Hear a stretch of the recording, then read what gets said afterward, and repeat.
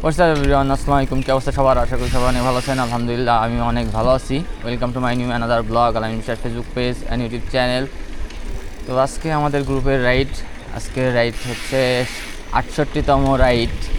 আর 68তম রাইডে আমরা যাচ্ছি আজকে মাটিপাড়া।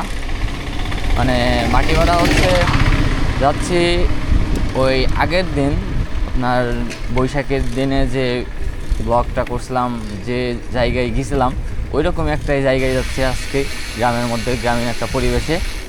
আসলে বহুদিন পর গ্রুপের একটা গ্রুপ রাইড হচ্ছে। আসলে আমার জন্যই হচ্ছে এই রাইডগুলো হইতো না, কারণ আমি ব্যস্ত ছিলাম। তারপর রক্তিমও একটু বন্যামি করছে, যার জন্য হচ্ছে গ্রুপ রাইডটা একটু অফ ছিল। তো আজকে থেকে আমাদের আবার রেগুলার গ্রুপ রাইড শুরু হবে। তো অবশ্যই যারা আমাদের এই গ্রুপ রাইডে জয়েন করতে চান অবশ্যই চলে আসবেন। আর আমাদের যে গ্রুপ রাইডের যে হচ্ছে নিয়ম বা রাইডের যে প্ল্যান, আমরা প্রতি শুক্রবারেই হচ্ছে বের হয়ে থাকি।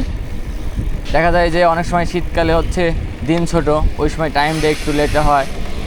আর গরমকালে হচ্ছে দিনটা একটু বড়, এইদিকে একটু সকালে বের হই।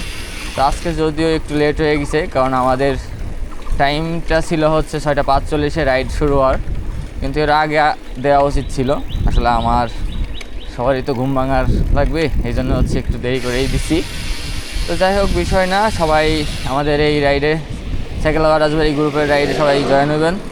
আর সকালের যে আবহাওয়া, বাতাস, সূর্যমামা সব কিছুই আপনারা উপভোগ করবেন এই রাইডের মাধ্যমে। আর আজকের ডেস্টিনেশন হচ্ছে আমাদের মাটিপাড়া হচ্ছে, ওইটা হচ্ছে কানাডা বাজার।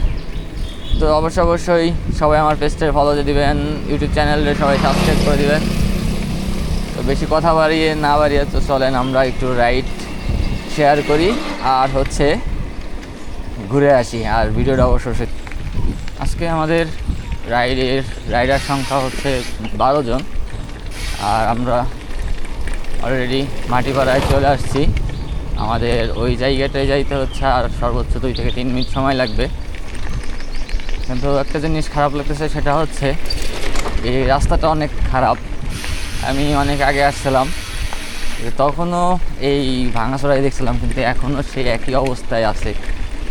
আর এই সব রাস্তায় হচ্ছে সাইকেল চালানো আমাদের জন্য অনেক খারাপ একটা দিক, কারণ সাইকেলে অনেক সময় দেখা যায় যে খোয়ার কারণে সাইকেলটা লিক হয়ে যেতে পারে বা অনেক সমস্যা হয়ে যেতে পারে, যার জন্য হচ্ছে আমাদের এই প্যারা খাইতে হয়।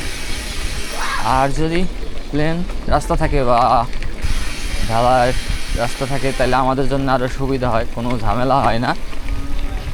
মোটামুটি আমরা চলে আসছি। আর আমাদের সাথে অ্যাড হইলো আমাদের আলিম ভাই।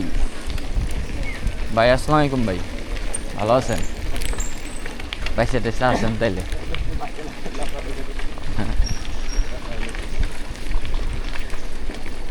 আমি তো ভাবতেছি মনে হয় যে ফেলায় রেখে আসলাম নাকি।